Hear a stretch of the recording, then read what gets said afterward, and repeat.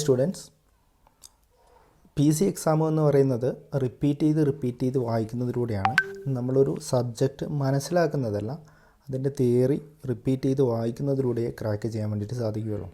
അതുകൊണ്ട് ഈ എക്സാമിൻ്റെ ഒരുപാട് വീഡിയോസ് ഞാൻ അപ്ലോഡ് ചെയ്തിട്ടുണ്ട്. അത് വീണ്ടും റിപ്പീറ്റ് ചെയ്ത് കാണുക. കൂടാതെ അതിനകത്തുള്ള തിയറി പോർഷൻസ് അതുപോലെ വായിച്ച് നോക്കുക. അങ്ങനെയാണെങ്കിൽ നമുക്ക് പെട്ടെന്ന് തന്നെ ഒരുപാട് മാർക്കുകൾ എക്സാമിന് സ്കോർ ചെയ്യാൻ വേണ്ടി സാധിക്കും. ഇന്ന് കുറച്ച് ടൂൾസുകളെ കുറിച്ചാണ് ഞാനിവിടെ ഡിസ്കസ് ചെയ്യുന്നത്. നിങ്ങളുടെ ചാനൽ ആദ്യമായിട്ട് വരികയാണെങ്കിൽ ഈ DLG ടെക് എന്നുള്ള ചാനൽ ഇന്നലത്തെ വീഡിയോൻ്റെ കണ്ടിന്യൂഷൻ തന്നെയാണിത്. അതുകൊണ്ട് തന്നെ നിങ്ങൾ ഇന്നലത്തെ വീഡിയോ കൂടി ഒന്ന് കണ്ടതിന് ശേഷം ഈ വീഡിയോ കാണാൻ വേണ്ടി ശ്രമിക്കുക. കൂടാതെ ബാക്കിയുള്ള വീഡിയോസ് കൂടി ഒന്നുകൂടി കണ്ടു നോക്കുക.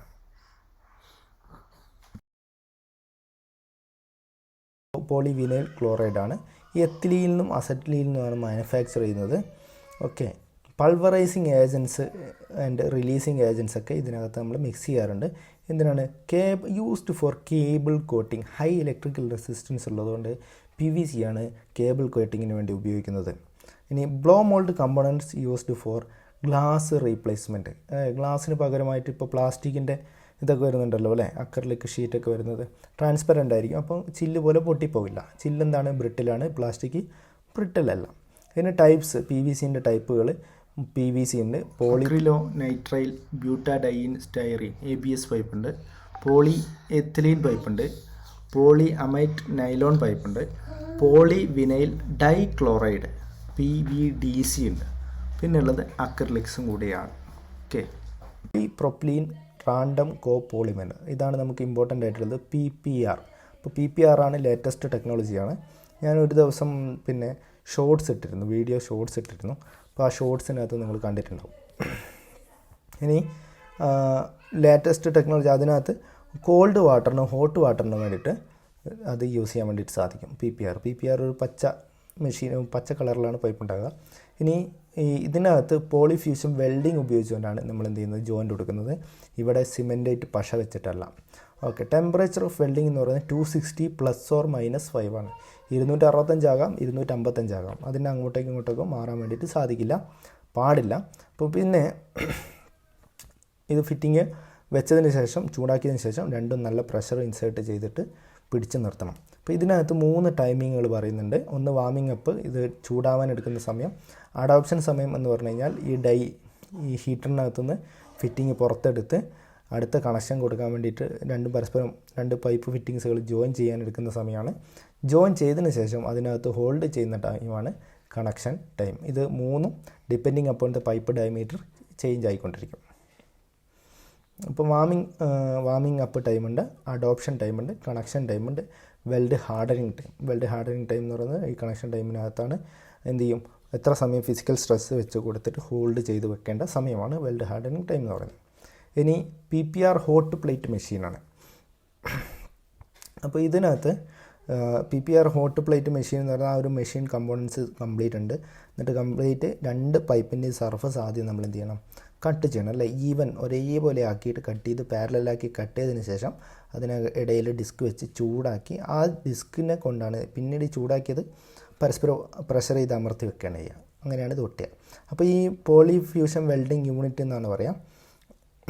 അപ്പോൾ ഈ സംഭവം മെയിൽ പാർട്ടും ഫീമെയിൽ പാർട്ടും എന്ത് ചെയ്യും? ചൂടാക്കി അമർത്തി വെച്ച് കൊടുക്കുക. അപ്പോൾ അത് ഉരുകി ഒട്ടുന്ന സമയത്ത് വെൽഡിങ് പോലെ തന്നെ എന്ത് ചെയ്യും? ഇത് ഒട്ടി നിൽക്കും. അപ്പോൾ ഇതിനകത്ത് do not twist pipe or fitting while jointing the PPR welding. PPR welding ചെയ്യുന്ന സമയത്ത് എന്ത് ചെയ്യാൻ പാടില്ല? പൈപ്പ് എന്ത് ചെയ്യാൻ പാടില്ല? തിരിക്കാൻ പാടില്ല. ഒരു പൊസിഷനിൽ വെച്ച് ഹോൾഡ് ചെയ്ത് വെക്കുക. ഇതിൻ്റെ വീഡിയോ ഈ ചാനലിൽ തന്നെ ഉണ്ട്. PPR HDP വെൽഡിങ്ങിൻ്റെ ഒക്കെ വീഡിയോസ് ഉണ്ട്, ഒന്ന് കണ്ടു നോക്കുക. അപ്പോൾ PPR വെൽഡിങ്ങിൻ്റെ 4 സമയം പറഞ്ഞിരുന്നു. ആ 4 സമയങ്ങളുടെയും ടേബിളാണ്. പൈപ്പിൻ്റെ ഡയമീറ്റർ 20 ആണെങ്കിൽ മെൽറ്റ് ചെയ്യേണ്ട ലെങ്ത്ത് എന്ന് പറയുന്നത് 12 mm ആണ്. അപ്പം warming up time 5, adoption 3, connection time എന്ന് പറയുന്നത് 5 സെക്കൻഡിലാണ് കേട്ടോ. ആൻഡ് വെൽഡ് ഹാർഡനിങ് ടൈം എന്ന് പറയുന്നത് 2 സെക്കൻഡാണ്. ഇനി 16, 12 warming up time, 6 second adoption time, okay 12 connection ടൈമാണ്. And weld hardening time 4 minutes ആണ്.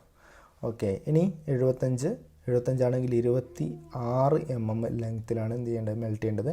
30 സെക്കൻഡാണ് ചെയ്യേണ്ടത്. അഡോപ്ഷൻ സമയം എന്ന് പറയുന്നത് 8 സെക്കൻഡ്, 30 6.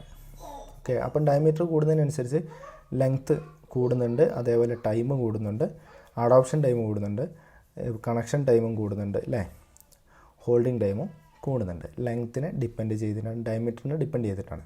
ഇനി പ്ലാസ്റ്റിക് വെൽഡിങ്ങിൻ്റെ പ്രിൻസിപ്പിൾ എന്ന് പറയുന്നത് എന്താണ്? ഇതിനകത്ത് ചൂടാക്കിയിട്ട് ഉരുക്കി ഒട്ടിക്കുക അല്ലേ, മെൽറ്റായതിനെ ജോയിൻ ചെയ്ത് ഒട്ടിക്കുക എന്നുള്ളതിനാണ് പ്ലാസ്റ്റിക് വെൽഡിൻ്റെ പ്രിൻസിപ്പിൾ എന്ന് പറയുന്നത്. ഇനി ആദ്യത്തേൽ ഹീറ്റഡ് ടൂൾ വെൽഡിംഗ് ആണ്. ആദ്യത്തെ എങ്ങനെയാണ്? ടൂൾ ഹീറ്റ് ചെയ്തിട്ട് പരസ്പരം എന്തെങ്കിലും സോൾഡറിങ് അയൺ പോലുള്ള ചൂടാവുന്ന സംഭവങ്ങൾ ചൂടാക്കിയിട്ട് എന്ത് ചെയ്യുക, ഈ പൈപ്പിനെ ചൂടാക്കാം. അടുത്തത് ഹോട്ട് ഗ്യാസ് വെൽഡിംഗ് ആണ്. ഹോട്ട് ഗ്യാസ് വെൽഡിംഗ് എന്ന് പറയുന്നത് പിന്നെ തീ കത്തിക്കുക, ഗ്യാസ് ഫ്ലെയിം കൊണ്ട് തീ കത്തിച്ചിട്ട് ചൂടാക്കിയിട്ട് ഒട്ടിക്കുക. അപ്പോൾ ആദ്യത്തേൻ്റെ ടെമ്പറേച്ചർ എന്ന് പറഞ്ഞാൽ 200 മുതൽ 370 ഡിഗ്രി സെൽഷ്യസ് വരെയാണ്. ഇതാണെങ്കിൽ ഫ്യൂവൽ ഗ്യാസ് കത്തിയിട്ട് ഫ്ലെയിം നേരെ അപ്ലൈ ചെയ്തിട്ടാണ് നമ്മൾ എന്ത് ചെയ്യുന്നത്, ചൂടാക്കുന്നത്. ഇത് ഹോട്ട് ഗ്യാസ് മെത്തേഡ് കറണ്ട് ഇല്ലെങ്കിലും നമുക്ക് യൂസ് ചെയ്യാൻ വേണ്ടിയിട്ട് സാധിക്കും. ഇനി CPVC, കോ പോളിമർ റാൻഡം വിനൈൽ ക്ലോറൈഡ് അല്ലേ. CPVC എവിടെയാണ് നമ്മൾ ഉപയോഗിക്കുക?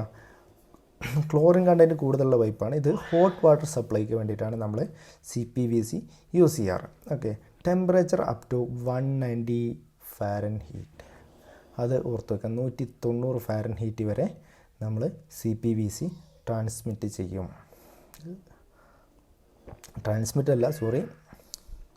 എന്ത് ചെയ്യും, അത്രയും ടെമ്പറേച്ചർ വരെയുള്ള ലിക്വിഡ് പിന്നെ പാസ് ചെയ്യാൻ വേണ്ടിയിട്ട് നമുക്കത് യൂസ് ചെയ്യാൻ പറ്റും. ഇനി ഗ്യാസ് ഹീറ്റർ ടൈപ്പ് ആണെങ്കിൽ independent power electric power system നേരത്തെ ഞാൻ പറഞ്ഞു അല്ലേ. അപ്പോൾ nitrogen is used for oxygen sensitive heating medium. Heating മീഡിയത്തിൽ നൈട്രജൻ യൂസ് ചെയ്യുക. എപ്പോഴാണ് നൈട്രജൻ യൂസ് ചെയ്യുന്നത്? ഓക്സിജൻ വെച്ചിട്ട് ഓക്സിഡേഷനൊക്കെ സംഭവിക്കാൻ സാധ്യതയുള്ള ഏരിയ ആണെങ്കിൽ നമ്മളവിടെ നൈട്രജൻ യൂസ് ചെയ്യും. അല്ലെങ്കിൽ എന്ത് ചെയ്യും, propane or butane gas use ചെയ്യും. Propane or butane. ഇലക്ട്രിസിറ്റി ഇല്ലാത്ത സ്ഥലങ്ങളിലാണ് ഗ്യാസ് ഹീറ്റർ ടൈപ്പ് നോർമലി നമ്മൾ പ്രിഫർ ചെയ്യാറ്. ഓക്കെ, അപ്പോൾ ഇത്രയാണ് ഇന്നത്തെ ഈ വീഡിയോയിലുള്ളത്. അപ്പോൾ ഇത് കുറച്ച് ലെങ്തി ആയിരിക്കും അല്ലേ. ഇത് അതുകൊണ്ട് തന്നെ വീണ്ടും ഒന്ന് റിപ്പീറ്റ് ചെയ്ത് കണ്ട് പഠിക്കാൻ വേണ്ടി നോക്കുക. Okay, thank you. വീഡിയോ ഇഷ്ടമെങ്കിൽ ലൈക്ക് ചെയ്യുക ആൻഡ് കമൻറ്റ് ചെയ്യുക.